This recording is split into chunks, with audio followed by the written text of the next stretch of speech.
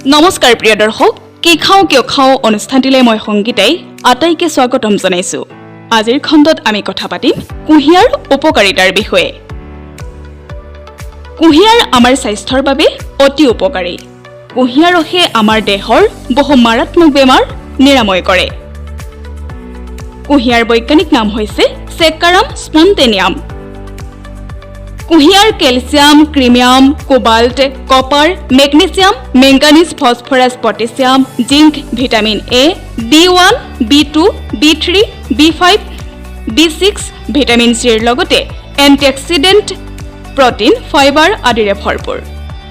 জানো আহক কুঁহিয়াৰ ৰসত কি কি ঔষধি গুণ আছে। ডায়েবেটিছ ৰোগীসকলৰ বাবে কুঁহিয়াৰ ৰস অতি উপকাৰী আৰু ই কেঞ্চাৰৰ পৰাও ৰক্ষা কৰে। কুঁহিয়াৰ ৰসে দাঁতৰ সমস্যা, মুখৰ দুৰ্গন্ধ, দাঁতৰ আলুৰ সমস্যা দূৰ কৰাত সহায় কৰে।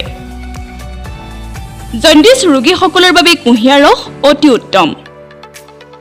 কুঁহিয়াৰ ৰস প্ৰতিদিনে 2 গিলাচকৈ খালে পিত্তবিকাৰ নোহোৱা হয়, বমি ভাৱ আঁতৰ হয় আৰু কিডনীৰ পাথৰ গলি পাচাবৰ সৈতে ওলাই যায়। কুঁহিয়াৰত হাইড্ৰক্সি এচিড থাকে, যিয়ে মুখৰ দাগ, শালমইনা দূৰ কৰাৰ লগতে স্কিন হাইড্ৰেট কৰি ৰখাত সহায় কৰে। নেমু ৰস আৰু নাৰিকল পানীৰ সৈতে কুঁহিয়াৰ ৰস মিহলাই খালে বৃক্কত পাথৰৰ ফলত হোৱা জ্বলা-পোৰা ভাল হয়। এনিমিয়া ৰোগীক কুঁহিয়াৰ ৰসৰ লগত আমলখি, ডালিম ৰস আৰু মৌ মিহলাই খালে তেজৰ পৰিমাণ বৃদ্ধি হয় আৰু ভোক বাঢ়ে। কুঁহিয়াৰ ৰসৰ লগত আদা আৰু গোলনেমু ৰস মিহলাই খালে কোষ্ঠকাঠিন্য দূৰ হয়। কুঁহিয়াৰ ৰস নিয়মীয়াকৈ খালে প্ৰসূতিৰ স্তনত গাখীৰ বৃদ্ধি হয়। গতিকে কুঁহিয়াৰ খাই নিজকে সুস্থ সবল হৈ থাকক। এই তথ্যখিনি বিভিন্ন উৎসৰ পৰা সংগৃহীত। অধিক তথ্য জানিবৰ বাবে চিকিৎসকৰ পৰামৰ্শ গ্ৰহণ কৰিব।